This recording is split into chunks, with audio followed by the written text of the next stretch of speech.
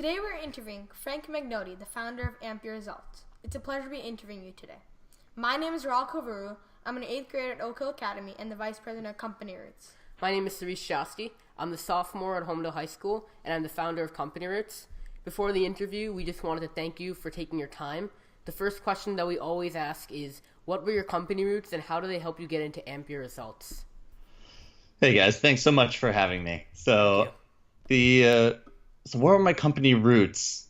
Essentially, it started off as a big experiment. And so I'm an electrical engineer, and that's been my first and foremost focus. And I started in power engineering to begin with. To give a little bit of a background, I was balancing a huge workload when I was an energy engineer, and a lot more than what you would when you read productivity books and they tell you to limit your projects and such as that, single task. Everyone knows that's good advice. Everyone who's been in the corporate world also knows that it's very difficult to do that. Yeah. So what I found is that I started studying more ways to balance all these projects, and that into all sorts of things, like how to plan my day, time management, how to automate, and started getting into more like focus and such. Yeah. So when I started focusing on that and taking on all this project work, I started telling this advice to some of my friends I'd meet at networking events, saying, "Oh, you're stuck on this project. This has worked for me." Yeah. And over time, I kind of built a name for myself in this one networking group, and then I realized, oh, I can make something of this, and I started kind of going out to more networking groups, and it wasn't until fairly recently, like maybe 3 or 4 years ago, I started going online. So my company roots really started with just an overall glorified experiment. because my coaching I was doing very deliberately, but going online, it was more of a platform that I could quickly experiment how to help people. So I'd throw out an article, put it in the right places, and if it generated buzz, then I would know, okay, there's a need for this. If it would not, if it just fall flat and I didn't get any response, then I know, okay, no problem. I just spent about half an hour to an hour writing this article. It's better than spending 4 years on the wrong idea. So that's been the beginning of those roots. So as a child, did you imagine yourself getting into this sector of business, and what inspired you to pursue this passion? As a child, I didn't imagine getting into business at all because business scared me. Right. I remember in college finding a copy of Rich Dad Poor Dad by Robert Kiyosaki, and when I read it, it talks about how employment, having a job, that's great for building skills, but it's kind of a short-term solution to money. If you really want to increase your earning potential, you should start something. If you really want to make an impact on the world, you should start something. Definitely. Now, this whole concept was terrifying, even for me at like 22, 23 years old. Yeah. Just graduated. So did I imagine getting into the sector of business? Not really. Now, I did always love efficiency and everything like that.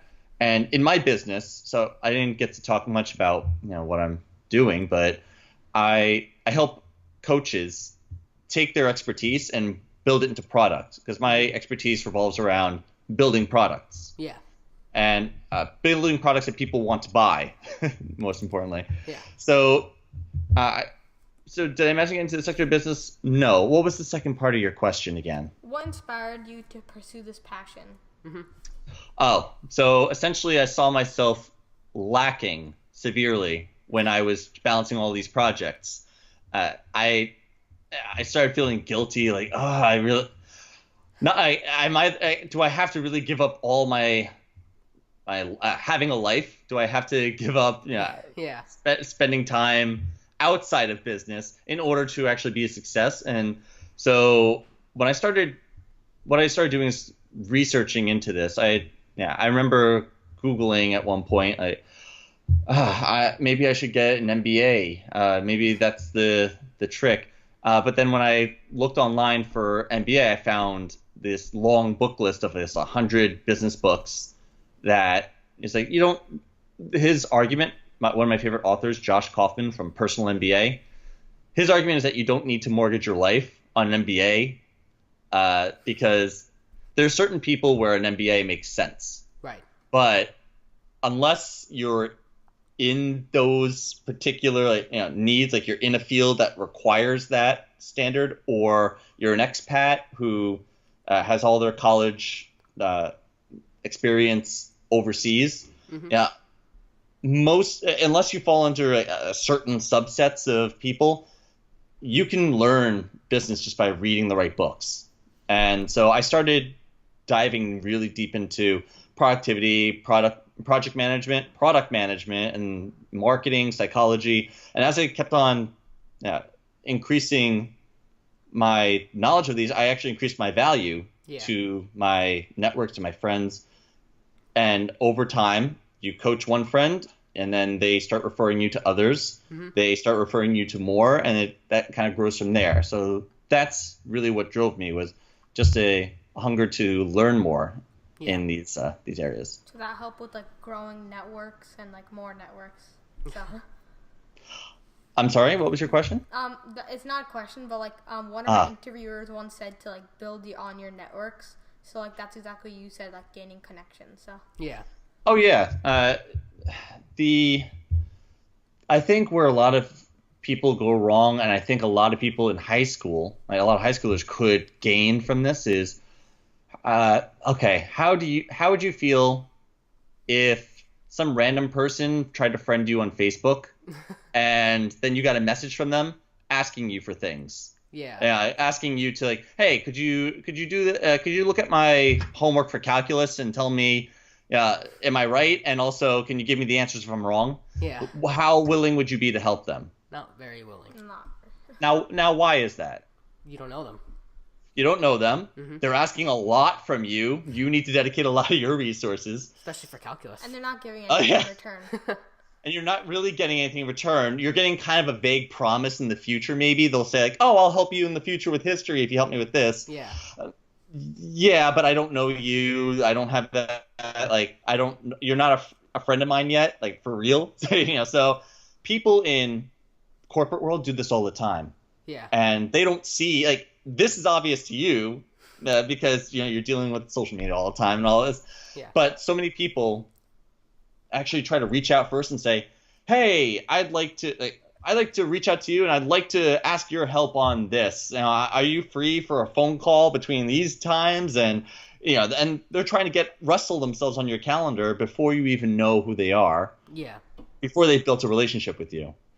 So when you're networking, the number one rule is actually to add value, to contribute value first before you ask for anything. Yeah. And that's something that everyone knows. Everyone's like, yeah, I know.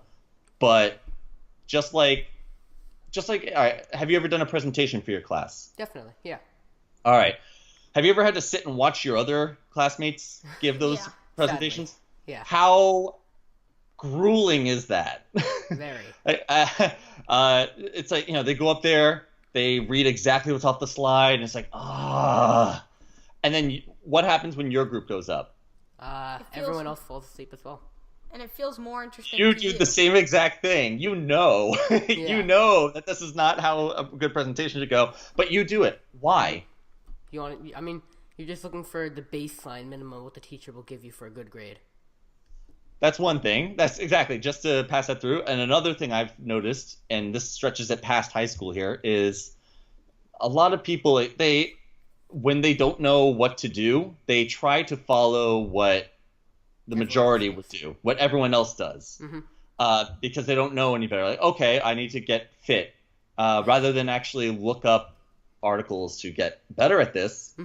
How about I just go to the gym with this printout I got from livestrong.com, and I'm going to do this workout and wonder why I hurt myself after the end of this workout. So I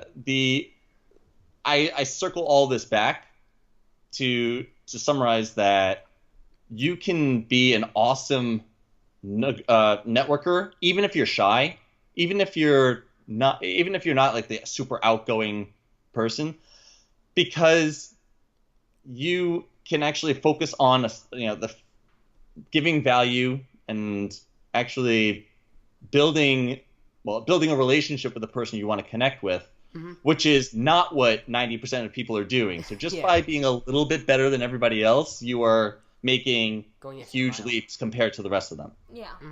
Well, on that note, how would you recommend that Rahul and I, when we're contacting these companies that we really don't know but we're interested in, how would you recommend that we go about like connecting with them and their founders?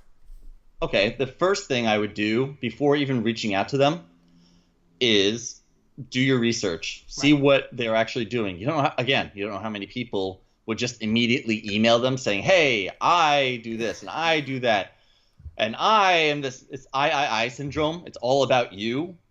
But again, they're like, "I don't know you," and they're not trying to be rude or anything. In fact, these might be the nicest people ever. Yeah. I'm sure you guys, if you saw that Facebook message, you'd be like, "Yeah, I'd be okay helping them if I actually knew who he was." Yeah. So it's not about them wanting to shut you out. A lot of people up high, people with lots of great advice, they want to give you good advice. The problem is that there's just so much arguing for their time. It's hard for them to dedicate that. So what I would do first is research, what is their company doing? Yeah. And so you can research I'd start by looking on their LinkedIn page, see what they're up to, see if they have a website, read through it, actually read through their articles. Yes, this is going to take a few hours of your time. Yeah. Yes, it's good. Yes, you're going to be tempted. You know what? This is a waste of time. I better email them and get right to action and hustle. Don't be like everyone else. By front loading your work and by researching this stuff, then start researching the founders, see what they're not only their business life, but see what articles they posted, see if they've done Google or YouTube their name with interview in it. Yeah. I've actually had an interview where I Googled the CEO, like the CEO's name and interview. I listened to their interview, and then during my interview, I could bring up, oh, and by the way, I've been following your company. I noticed when you mentioned about XYZ, I agree that a product manager needs to have those kinds of drives, and here's how I would do it. That immediately resonates. Like, imagine if somebody came to you, again, same Facebook message, but they said, "Hey, I saw your presentation in front of that class, and not only did it not put everyone to sleep, everyone actually loved it, and they want to learn more about this. Yeah. So I just have a question. I want to give a presentation next week, and I want to give that same level of engagement.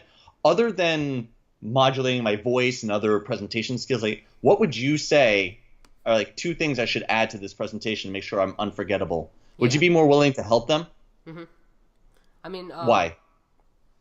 Because they're referencing something that you did, so you know that they're actually interested in what you can offer. Because they're actually like involved and they're like they're passionate about like getting help. So.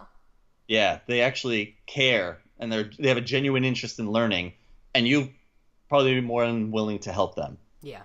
So that's how I would reach out. I would begin reaching out to these people by researching these things.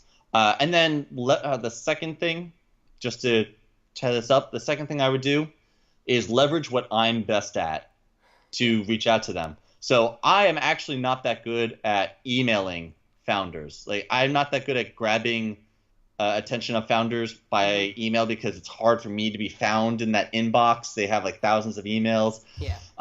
But I'm very good at in-person conversation. So if I know they're about to do like a keynote speech in New York, I go out of my way. I take a vacation day. I go out to that event. I come prepared with questions, and then I meet them afterwards saying, "Hey, I really loved your not only this talk here because I learned these 3 things. I also saw your talk here and what your company's working on.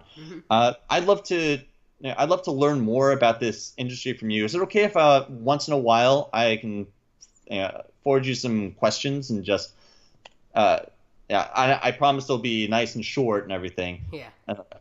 Most founders once they see that you have that engagement in their company, they'll say, yeah, sure. And then that's how you start building the relationship. Yeah. So we actually read part of your website, and part of it was humorous, except, like, for example, the part which included Bob and his weight loss motivation.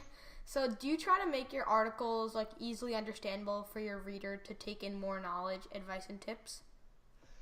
I think that's a given, but the reason why I write like that is because that's how I speak. Right. So when you go to school for years upon years and you read textbooks that are just fact upon fact, it's very easy to get into the bad writing habit of writing that technical. Right. And as an engineer, guilty as charged as well.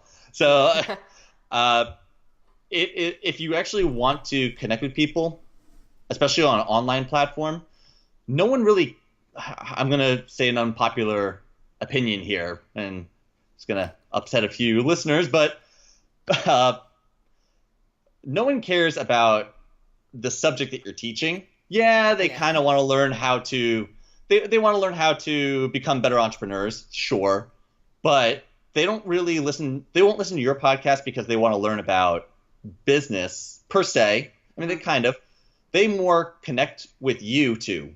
They connect with like how passionate you both are about learning. Yeah. And that's why they're going to listen to your podcast instead of somebody else's, because they really like, and that's the one thing that no one can copy either. Yeah. No one can copy your personalities. So when you're on an online platform like these articles, by showing my true self, by just writing as I speak, just saying, okay, well, I like to use stories, especially when I'm talking about something very technical. Yeah. I want to use stories so that lesson sticks with you.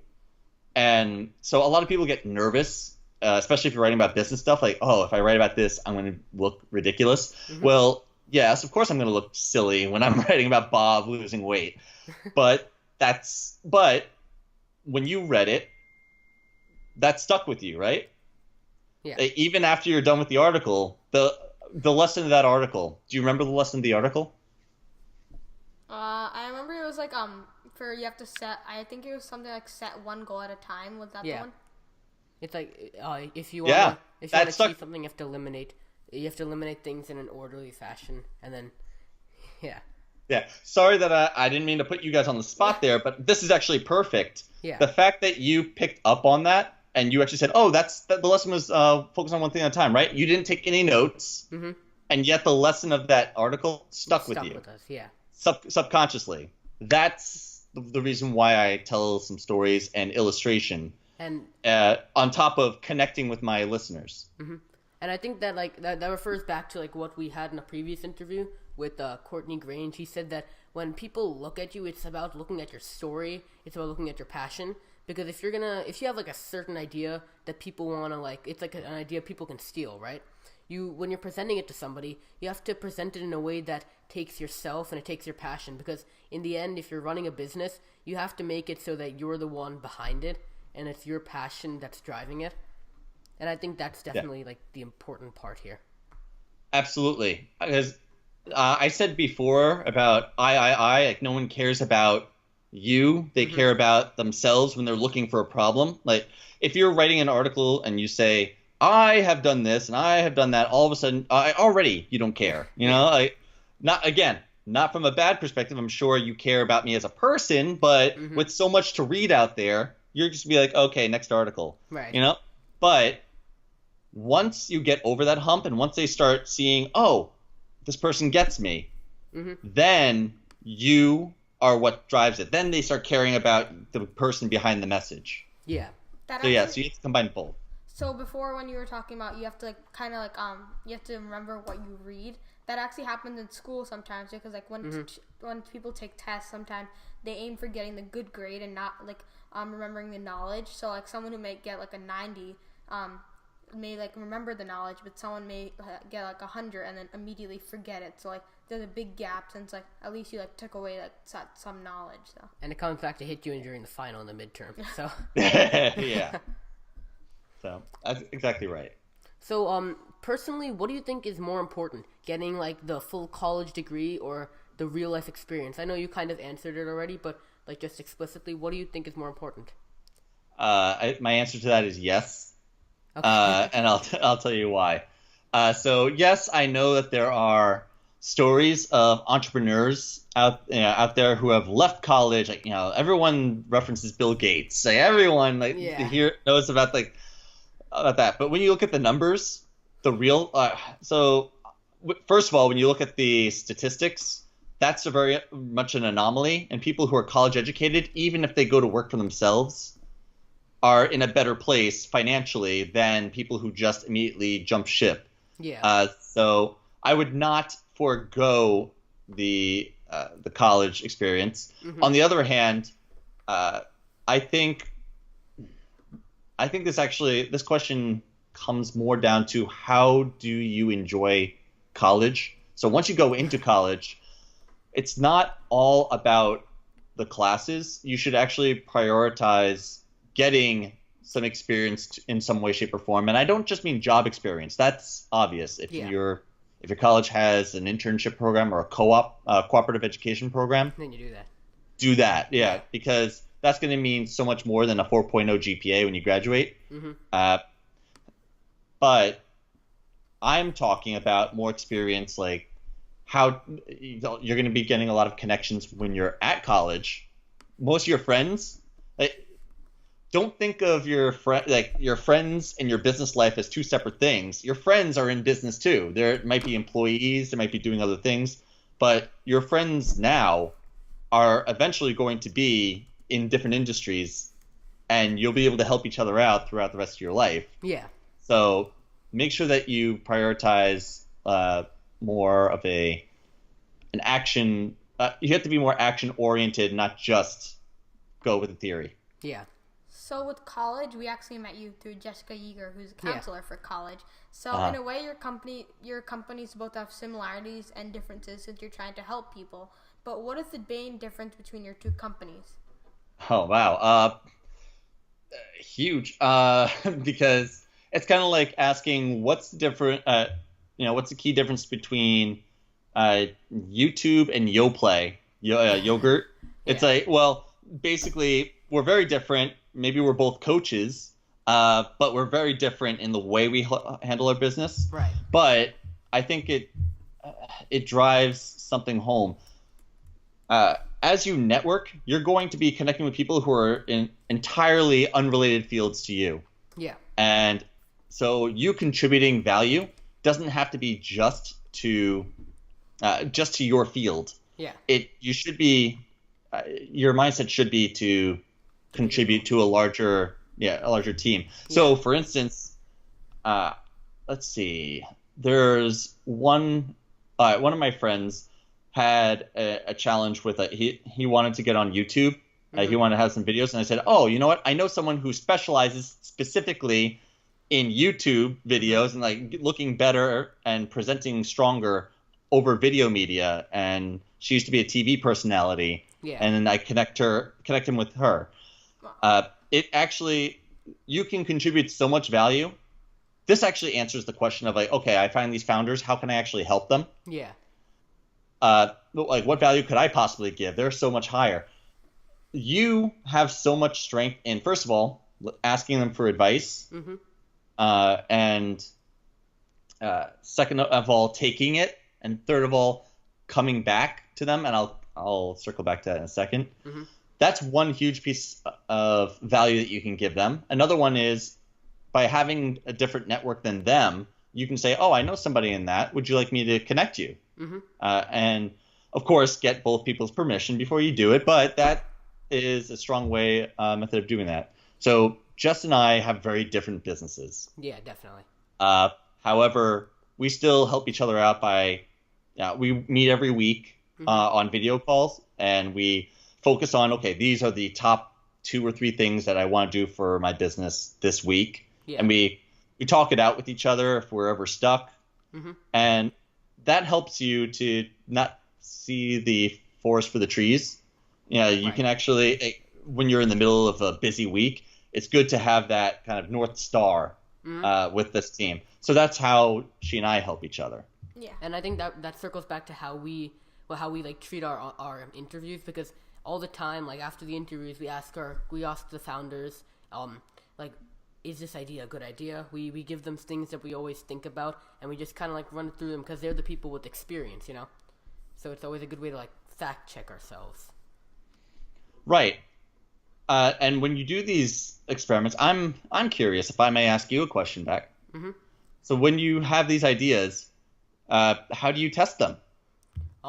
Usually we do it through implementation because we're like completely new to this. So if we haven't actually gotten the experience from them already, we just kind of like go out and do it ourselves, get the experience ourselves in that point. Yeah, because that's a huge value piece. If you go to somebody and ask them for their input, first of all, if your listeners go directly to these people and say, "Hey, I have this idea for an app. Do you think that's good?" What do you think they're going to say?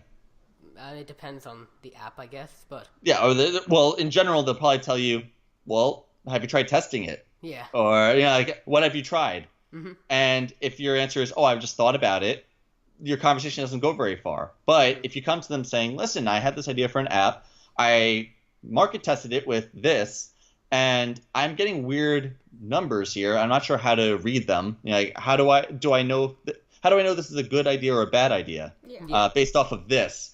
You've already done some work, so it's not like you're not going straight to them and being lazy about it. You're not going to them and saying, "Here, you do the homework for me and tell me if this is a good idea." Yeah. You're saying, "I did this work.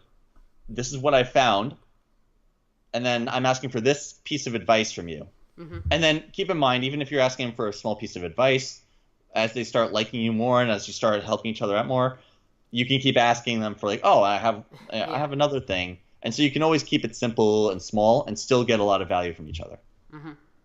So, like one of the things that we usually ask people after the interview is like, so in the end, CompanyRoots isn't going to be just, we hope CompanyRoots isn't just something that is just like in these 4 years. So we want to make it something past just us. So we're looking to expand how we even implement the blog. So maybe we could get other people into it without just explicitly going through us. So that was like if we want to see if that type of thing would work out. So that's like something we asked them. Excellent. And by doing that pre-work ahead of time, again, that shows that you're on a different level than most people who will go to them for advice. And as you said, we have to like set our goals. So like that's our goal, like mainly to have like a network where anyone can like put their own interview and like write an article about it. So yeah. Right. Well, yeah, I think we've covered that pretty sufficiently. So, what is your definition of success in entrepreneurship and in personal life? Oh, wow. Okay. Success is such a fleeting term. Let's see. I would say for the definition of success in entrepreneurship, I would say twofold. Number one is enabling your financial goals. So, for instance, I have a 9-to-5 job as well as my business because I love engineering and it allows me to learn new skills that I would not get from books or from courses or even from going out on my own. So it allows me to stretch in that sense. So in that sense, I would say that it enables my financial goal of paying for like big courses. I buy very large courses, like $1,000 courses, because I love like constantly learning about business, productivity. I mean all sorts of different things, and so that's part of like the financial success. But the second piece of entrepreneurial success is I feel like it's getting emails telling me how much I have impacted their lives. When I hear that from somebody genuinely, then that shows that my business is, it's making money, but money is really just a byproduct, that you're helping people solve their problems. And so hearing that that's changed their life so much, that has been a huge marker of success for me. In terms of personal life, I really have to really generalize this, and it's just pursuing a worthy goal. I think always pursuing a worthy goal. And what I mean by that is I don't mean always chasing like a goal or like, I want to do this and always going after that. There's also being content with what you have. There's there's all sorts of things that you can do to develop yourself, but to always have something that you're developing and not being just sedentary, I think that's a marker of success, like always growing. So how do you look to expand Ampere Results in the future and make it keep growing, and how far? I would start by increasing my coaching. And when I say I would, it's because right now I'm actually enjoying where I'm at, where my baseline is right now, and just maintaining this. Yeah. And right now I'm dedicating my energy towards other projects other than just growing the business. But when it comes to what would I want to do when it comes time to grow Ampere Results, I don't really have an ambition at this moment to grow, let's say, $1 billion company or something like that. Yeah. I want to build a business that will it will enable financial freedom for other entrepreneurs. Like, they don't have to chase every bill anymore, and they can actually work on things that they know is going to make an impact in the world because they no longer have to worry about chasing the paycheck. Like, that's my overall goal of growing to the size that allows me to do that. So increase my coaching, and then I'd be releasing online programs that cover most of the coaching, so that way people who may not be able to afford me can go in a course and kind of do some self learning. Yeah. And then I'd be helping them along the way as well. So that's how I would grow that. Yeah. So I think like all of this, it's a weird kind of connection, but I think it all connects back to like the American dream in a sense, what you define as success and what you define as your baseline of where you want to be. So in my English class, we're doing a paper on it, like what is the American dream? Who are the people that have the most trouble with it? So if you don't mind me like asking you, what do you think the American dream is now, and how do you think it's evolved from just like owning land, like the old people? I'm not old people generalizing. How do you think it's expanded? I'm glad that you say the old people and like not me. So that's good news. All right, awesome. So what do I think the American dream is? I really think the American dream is being able to pursue your purpose. And so, I think there have been times where there's a time where they believe that, the wife stays at home with the kids, the man goes out and gets the job, earns the money, they all come, and then, 9 to 5 jobs, a very old way of life. I think that the true American dream is having a family, whatever your family you deem it to be, and you can pursue the purpose that you want without stepping on someone else's purpose. How do I best word this here? Maybe like liberating yourself to do what you want without harming or without getting in the way of other people. Right. My point is, by you pursuing your dream, you are helping everyone around you pursue theirs as well. Right. So it's not like you're borrowing time from somebody. You're not borrowing money from someone without the intention of paying it back, stuff like that. So I'm saying the American dream is being able to pursue whatever end goal you'd like in life. So we always end our interviews on one question. What advice would you give the next generation of entrepreneurs and leaders looking to further pursue their passions in high school and middle school? High school, middle school. Yeah, I'm in middle school and he's in high school. So yeah, so start small and inexpensive. Like don't start thinking $1 million now, because it's okay to dream that way. That's fine. But by starting small and inexpensive, you make quick mistakes. I think that term gets thrown around a lot, but part of it's true, where just by getting more practice in, and when you make a mistake, it'll be less expensive to do so. For instance, when you're in middle school and high school, most entrepreneurs need to consider if an endeavor is worth their time because they value their hour for a certain amount of money. Really, when you're in middle school and high school, you don't have a very high dollar per hour allocation. You go, you hang out with your friends. You might pick up like an allowance, but you're not. It's not a. You're not worth much. No. Let's not say you're not worth much, but like making money. But let's just say that your time is at the lowest increment for dollars per hour. That then it will be years from now, because as you develop yourself, you're going to gain more skills. Yeah. You're going to go to college. You're going to get a degree. You're going to be even more valuable. So don't get me wrong. You're valuable now. Mm-hmm. That is not the statement. The statement is that you're going to get even better tomorrow. Right. And so right now is actually the best time for you to make inexpensive tests to learn. So that's one piece of advice. Second one is, don't follow the mercenary rule. Don't chase the dollar. Oh. Don't. It's never cheapen your brand. And what I mean by your brand, everyone throws around that term, but I mean your goal as an entrepreneur should be to better the world in some way, not just get rich. You'll get rich because you're bettering the world. Right.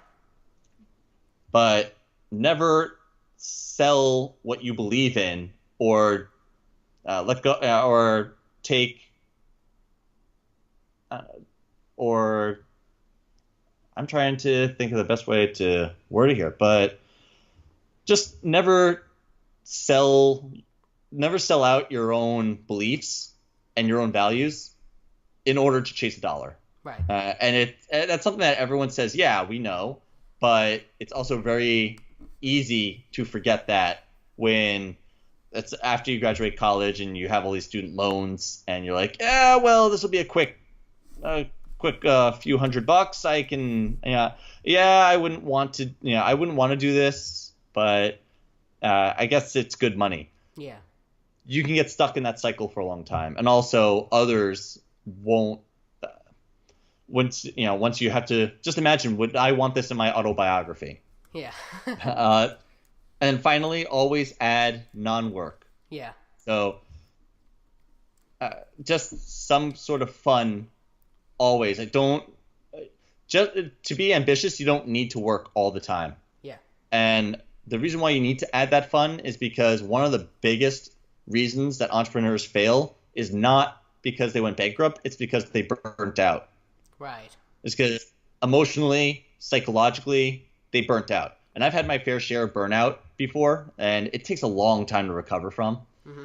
It's much easier to just give yourself the proper fun and rest throughout your week and budget your time better that way.